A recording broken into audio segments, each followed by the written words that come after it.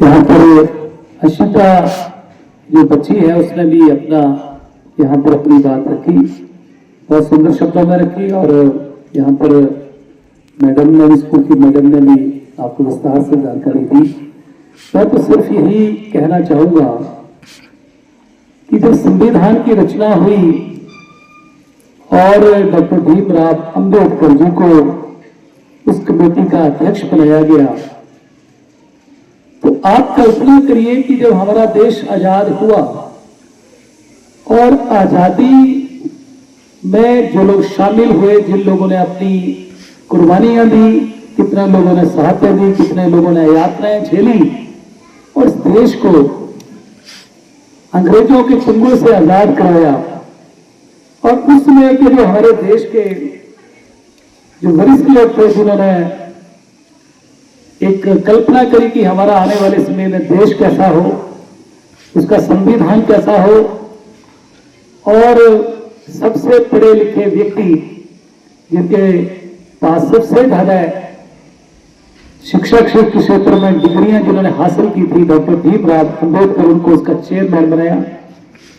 तो दुनिया की लोकतांत्रिक प्रणाली जो थी, इसको स्टडी किया गया, संविधान की रचना रची। और जैसे कि हर जिक्र आया, इतिहास के पन्नों में दर्ज है कि 26 नवंबर 1949 को संविधान तैयार हुआ और 26 जनवरी 1950 को ये संविधान इंप्लीमेंट हुआ, लागू हुआ।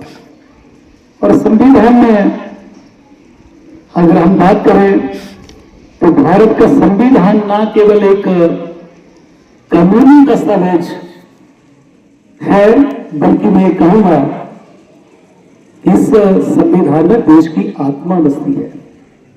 क्योंकि देश कैसे चल रहा है? देश तो संविधान के कानून के मुताबिक चलता है।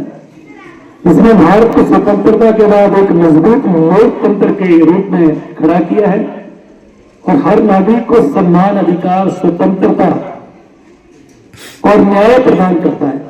ये संविधान हमारा देश का कहता है। इस संविधान को बनाने में सबसे बड़ा योगदान आप सबको पता है कि पहले जिक्र आया कि डॉक्टर भीमराव अंबेडकर जी का है। उनकी दूरदृष्टि, उनका ज्ञान, उनका समर्पण हमें एक ऐसा संविधान देने में सफल रहा जो विविधता से भरे इस देश को एक सूत्र में पिरोता है। और जैसे कि मैडम ने जिक्र किया कि संविधान को बनाने में 2 साल 11 महीने 18 दिन का समय लगा, बड़ा लंबा समय लगा। और सबसे विस्तृत संविधान जो है वो हिंदुस्तान का बना। और मैं कहूंगा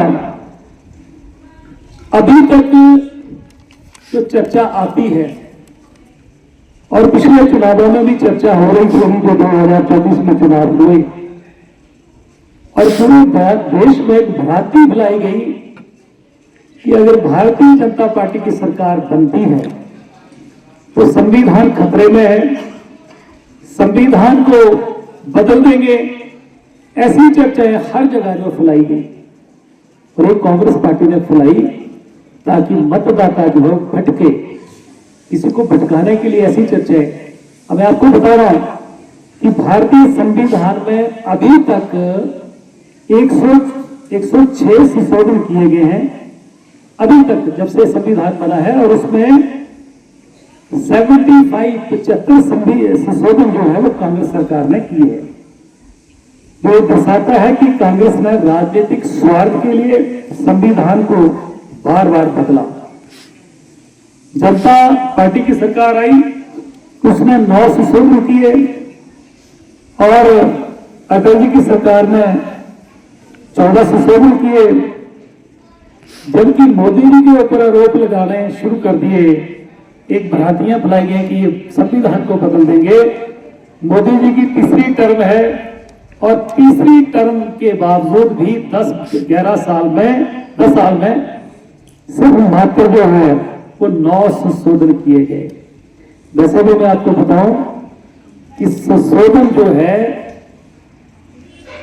अगर देश के इंटरेस्ट में कोई भी कानून में थोड़ा बदलाव समय की जरूरत हो तो किए जाते हैं, परंतु उसमें राजनीतिक स्वार्थ जो है वो नहीं होना चाहिए।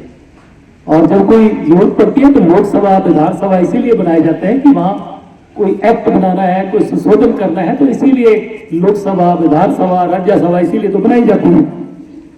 दूसरा, आपको पता होगा कि 1975 में कांग्रेस पार्टी की सरकार थी और उस सरकार में इंदिरा गांधी देश की प्रधानमंत्री थी और उसमें जो इमरजेंसी आपातकालीन देश में जो स्थिति घोषित की गई, इमरजेंसी देश में लगाई गई, उसमें देश के हालात क्या हुए, वहां पर प्रेस और अभिव्यक्ति की स्वतंत्रता पर हमला किया गया और कई लोग जेलों में भेजे गए। किसी को बोलने का अधिकार जो है वो होता नहीं, तो बोलते थे उसको जेल भेज देते थे।